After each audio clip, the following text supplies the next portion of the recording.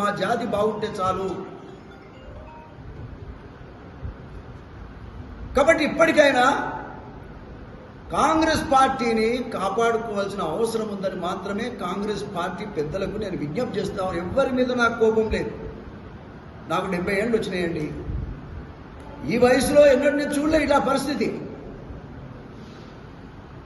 Even KCR అయినా ఆయన ఏమి చేయలేదు అనుకున్నా కూడా ఇద్దరికి పార్లమెంట్ సీట్లు వారికి ఇవ్వడం జరిగింది. అటు నాగర్ కర్నూలు ఇచ్చారు, వరంగల్ కూడా ఇచ్చారు కేసీఆర్ గారు. ఆయన మాకేదో చేయలేదు అంటే ఇక్కడ వచ్చిన తర్వాత ఉన్నది కూడా ఊసిపోయినట్టు అయిపోయింది. కాబట్టి ఇప్పటికైనా ఆలోచన చేయాలి. మాదిగ బిడ్డల యొక్క శోకం, బాధ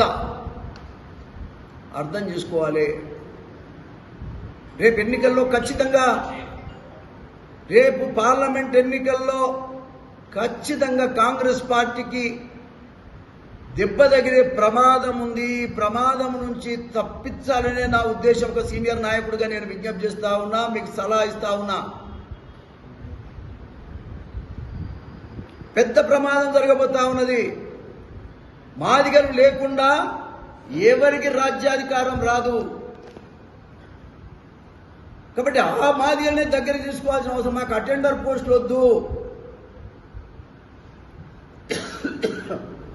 కూడా నేను మాట్లాడటం లేదు. పార్టీని కాపాడుకోవడానికి మాత్రమే నేను మాట్లాడతాను. పార్టీని కాపాడుకోవడానికి మాత్రమే. ఒక్క సీటుకు మేము అర్హులం కాదా చెప్పండి. పోనీ మా తప్పేందో చెప్పండి. మేము ఓట్లు వేయటమే తప్ప చెప్పండి. మోత్కుపల్లి నరసింహులుగా మొదటి నినాదం ఇచ్చి ముఖ్యమంత్రి కావటానికి మనోధైర్యాన్ని ఇచ్చినోడిని నేను చేసింది తప్ప ఒప్ప మీరు ఆలోచించండి. నేను ఎవరికి వినటోని కాదు. కానీ ఇవాళ నా పార్టీకి అన్యాయం జరగబోతున్న బాధ మాత్రం నాకుంది. నేను గెలిపించిన పార్టీ అది బతకాలని నా కోరిక. తప్పుడు నిర్ణయాల వల్ల పార్టీ నష్టపోతున్నది. ఈ నిర్ణయాన్ని వాపసు తీసుకోండి. మాదిగలకు 2 స్థానాలు కేటాయించండి. బంపర్ మెజార్టీతో 17 స్థానాలు గెలుస్తాయి. విధానాలని సిద్ధాంతాలని నచ్చి ఈరోజు మేము కాంగ్రెస్ పార్టీలో జాయిన్ అయ్యి కాంగ్రెస్ పార్టీ గెలుపు కోసం మేము పనిచేయడానికి సిద్ధంగా ఉన్నాం. కానీ ఈరోజు మా పరిస్థితి ఏంటంటే, ఒకప్పుడు సామెత ఉంది కావచ్చు, కొంతమంది యువకులు పుట్టుకతోనే వృద్ధులు అని. బట్ ఈరోజు కొంతమంది మాదిగలు పుట్టుకతోనే వృద్ధులు అనే సామెత నిజమయ్యేలా ఉంది. ఎందుకంటే ఈరోజు మా హక్కులు మేము అడిగినా కూడా ఈరోజు కత్తితో మమ్మల్ని పొడుస్తున్నారు, మమ్మల్ని పొడిచారు అన్న విషయం మేము మాట్లాడితే కూడా ఈరోజు మా మీద చర్యలు తీసుకునేది కానీ, మా గురించి మాట్లాడొద్దన్నాడు కానీ, పార్టీ లైన్లో పనిచేయండి అని కానీ మమ్మల్ని ఈరోజు మాట్లాడే విధానంలో ఉంది. బట్ ఇది ఏ రకమైన సోషల్ జస్టిస్ అనేది మాకు ఈరోజు అర్థం కాని పరిస్థితిలో ఉన్నాం మేము. కానీ ఈరోజు మేము చెప్తున్నాము, భాయ్ హమే మాఫ్ కర్ దేనా, आपकी मोहब्बत की दुकान में हम खुद की नीलामी नहीं कर सकते.